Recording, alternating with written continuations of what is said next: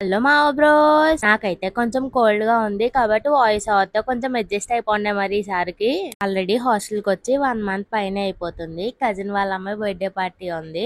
ఒక పెద్ద back pack, sling bag అన్ని వేసుకొని స్టార్ట్ అయ్యా. నేను స్టార్ట్ అయ్యే టైంకి అయితే టైం 11:38 అయ్యింది.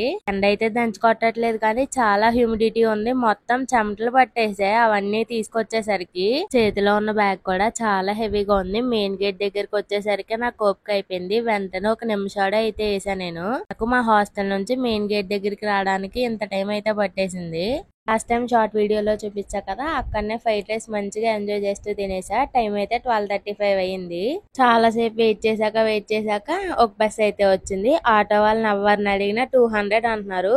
బస్ అయితే 40 రూపీస్ కి వెళ్ళిపోతాం మనం. ఫైనల్ గా లాంగ్ జర్నీ చేశాక బస్ స్టాండ్ లో అయితే దింపేసింది బస్ తీసుకెళ్లి. ఇక్కడ జరిగిన కామెడీ థింగ్ ఏంటంటే, నాకు గుంటూరు నుంచి విజయవాడ రావడానికి 40 రూపీస్ పడితే విజయవాడ బస్ స్టాండ్ నుంచి రైల్వే స్టేషన్ కి వెళ్ళడానికి 50 రూపీస్ తీసుకున్నాడు వాడు నా దగ్గర. బస్ దింపిన దగ్గర నుంచి మళ్ళీ ఆటో దగ్గరికి నడుచుకుని బ్యాగ్ మోసుకెళ్లేటప్పటికి ఉన్న ఓపిక అయితే మొత్తం చచ్చిపోయింది. చాలా నీరసం వచ్చేసింది. చేతులన్నీ రెడ్ గా అయిపోయాయి. మీరు అనుకునే ఉంటారు కదా, ఇప్పుడు వరకు ఏంటి thumbnail లో పెట్టిన టాపిక్ తీసుకునే రాలేదని చెప్పి. ఆ ట్విస్ట్ అంతా ఇప్పుడే జరిగింది. అప్పటి వరకు అంతా బాగానే జరిగింది కానీ నేను ఆటో ఎక్కినప్పుడు 2 ఫోన్లు చేత్తో పట్టుకుని ఆటో ఎక్కాక బయట వీడియోలు తీయాలి కాబట్టి ఇంకో ఫోన్ తీసి సైడ్ ఆన్ స్లింగ్ బ్యాగ్ లో అయితే పెట్టేశాను నేను. అదే భ్రమలో మంచిగా జాలీగా వీడియోలు తీసుకుంటూ మంచిగా ఎంజాయ్ చేస్తే వెళ్ళిపోయా రైల్వే స్టేషన్ వరకు. మంచిగా రైల్వే స్టేషన్ లో దిగేసి నడుచుకుంటూ వెళ్ళిపోతుంటే పార్ట్స్ అయితే డిస్కనెక్ట్ అయిపోయాయి. ఛార్జింగ్ అయిపోయిందేమో అందుకే డిస్కనెక్ట్ అయిపోయాయి అనుకున్నా. ప్లేస్ వెతుక్కుంటూ నాకు వచ్చిన టికెట్ నెంబర్ S3 లో వచ్చింది. అక్కడ వరకు వెళ్ళి ఎతుక్కుంటూ ఎక్కడ ప్లేస్ ఉందో అక్కడ కూర్చుని బ్యాగ్ ఓపెన్ చేసి చూసేసరికి ఫోన్ అయితే లేదు. అంతే, వెంటనే కళ్ళల్లో నీళ్ళైతే తిరిగిపోయాయి. కంగారుగానే ఏడ్చుకుంటూ అమ్మకు ఫోన్ చేసి అయితే చెప్పేసా. లక్కీగా నాకు జరిగిన థింగ్ ఏంటంటే నా దగ్గర ఇంకో ఫోన్ ఉండడం. మమ్మీకి చెప్పగానే ఏం వెగరస్ గా రియాక్ట్ అవ్వకుండా మమ్మీ అయితే కూల్ గా ఉండు, ఒక్కదానివే ఉన్నావు కదా, జాగ్రత్త అని చెప్పి నాకే సర్ది చెప్పారు. ఇంకా ఎక్కడితో ట్విస్ట్ అయిపోయింది అనుకుంటే, మీరు పప్పులో కాలేసినట్టే ఇంకో పెద్ద ట్విస్ట్ జరిగింది ఇక్కడ. అదే ఏడుపు మొహంతో ప్లాట్ఫామ్ మీద కూర్చొని ఏడుస్తూనే ఉన్నా. వెంటనే ట్రైన్ అనౌన్స్మెంట్ అయితే వచ్చింది. సేమ్ ట్రైన్ నంబర్ 7 లో చెప్తున్నాడు. వేరేజ్ మై ట్రైన్ యాప్ లో 6 నంబర్ లో చూపిస్తుంది నాకు. అందుకే ఇంకో సూపర్ ట్విస్ట్ ఏంటంటే, 2 ప్లాట్ఫామ్ మీదకి ఈస్ట్ కోస్ట్ ట్రైన్ వచ్చింది. కానీ లాస్ట్ డిజిట్ ఒక్కటే తేడా ట్రైన్ నంబర్ లో కూడా.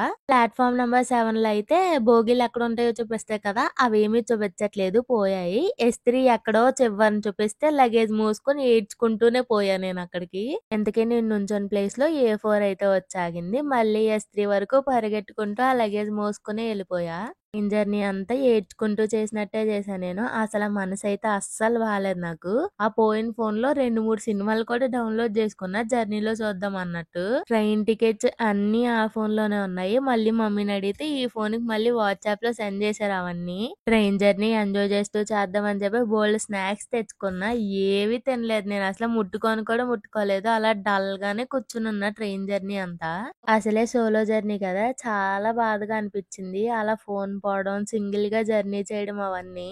బయట ఉన్న క్లైమేట్ కూడా చాలా చల్లగా ఉంది. చల్లగా గాలి వస్తూనే ఉంది. ఎంజాయ్ చేయాల్సిన పోయి ఏడుస్తూ కూర్చున్నా నేను జర్నీ మొత్తం. నేను ఇంకా ఇంత గోదావరి వచ్చేసింది కదా, ఈ దిబ్బ అంతా మునిగిపోయి ఉంటదేమో, ఇక్కడ వాళ్ళు ఎక్కడికి వెళ్తారో ఏమైపోతారో అనుకున్నా.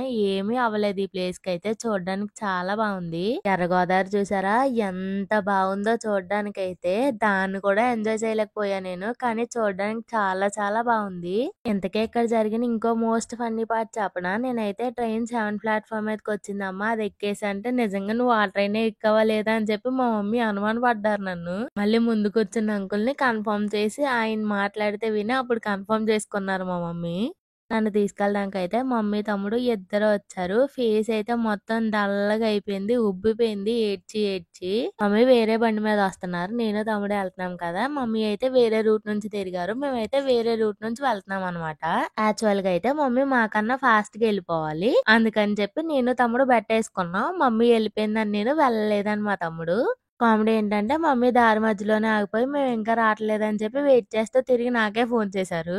మొత్తానికి ఇన్ని ట్విస్టులు జరిగిన తర్వాత ఇంటికి రీచ్ అయ్యి పేలాలుండ అయితే తిన్నా. ఈ రోజులో జరిగిన బెస్ట్ థింగ్ ఈ ఉండ తినడమే. మా మమ్మీ అయితే తొలి ఏకాదశి నుండి ఇప్పుడు వరకు దాచారు నా కోసం. మమ్మీ అయితే పల్లీ చట్నీ విత్ ఇడ్లీ అయితే చేశారు. 2 కాంబినేషన్ నా ఫేవరెట్. ఆ రోజు జరిగిన ఇంకో బెస్ట్ థింగ్ ఏంటంటే, ఇడ్లీ తిన్నాం. దానివల్ల కొంచెం రిలీఫ్ అయ్యి కొంచెం ఓపిక అయితే వచ్చింది నాకు. ఫేస్ వాష్ చేసుకొని కాసేపు రిలాక్స్ అయ్యి మేమైతే మళ్ళీ స్టార్ట్ అయ్యాము. రేపే ఈవెంట్ ఉంది కాబట్టి ఐబ్రోస్ చేపించుకోవాలి. కనీసం బొట్టు కూడా పెట్టుకోలేదు. అది కూడా రియలైజ్ అవ్వలేదు నేనైతే. బ్యూటీ పార్లర్‌కెళ్ళి ఐబ్రోస్ అయితే చేపించుకున్నా. ఫస్ట్ పార్ట్ తీసా గానీ సెకండ్ పార్ట్ తీయలేదు. అంత మూడు ఉత్సాహంలో కూడా లేను నేనైతే. అంతే మరి ఈ వీడియోకి. మీరు మాత్రం మర్చిపోకుండా don't forget to do like, share and subscribe.